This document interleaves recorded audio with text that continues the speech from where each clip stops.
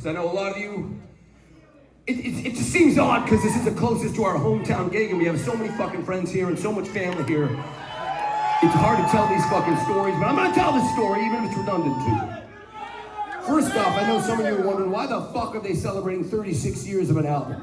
36 years of fucking anything, why do you celebrate?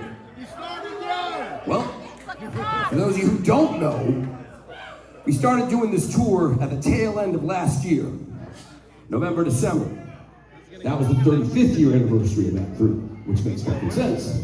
And we did the 2 nights at the Fillmore, it was fucking awesome. A dream came true for us, truly.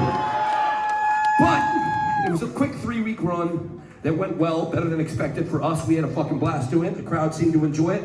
So we decided to extend to this year, hence 36, right?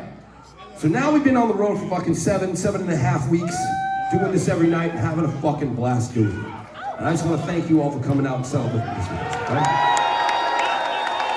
Yeah. So this next song, it is story time though. So this next song, I'm going to tell you, for those of you who don't know, and I know many of you do know, what inspired the lyrics to this next song.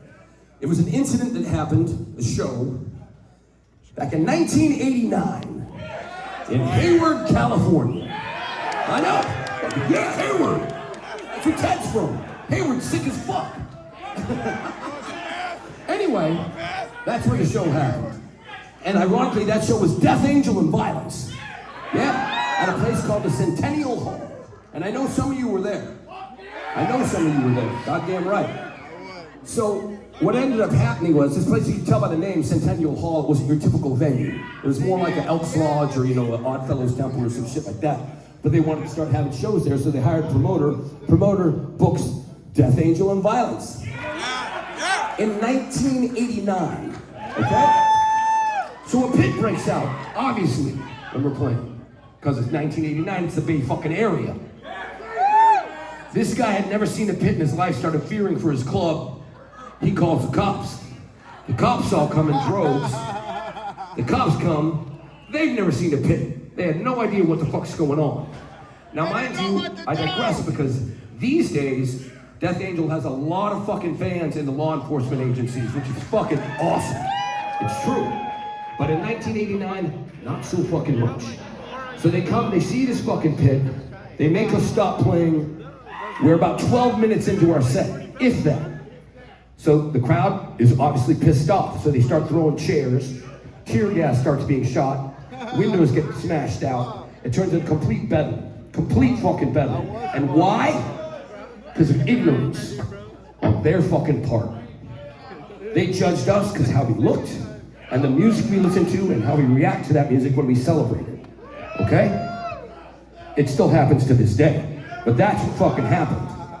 And one thing they didn't understand, they thought it was a trend, you know? But here we are, 36 years later, celebrating Act 3.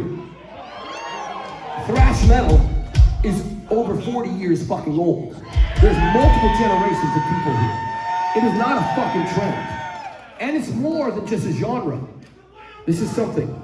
It is much more than a genre. It's a fucking community, and it always has been. And it's one of the most diverse and accepting communities in all of fucking music, and I doubt anyone can challenge me and fucking beat me when it comes up. So, what I'm saying is, I want to thank all of you out there, whatever your age, all generations, for persevering this judgment because of what you look like, because of the music you like, and how you fucking dress. Plain and simple. Thank you for persevering that. We all know how it feels. And one other thing about that they didn't understand. When a pit does break out, and if someone falls, what do? We pick them up. If there's a venue that's cool enough to let us have a fucking show, we're gonna respect that fucking venue. So, again, that's what inspired this fucking song, at least lyrically. This is a song called Disturbing the Peace!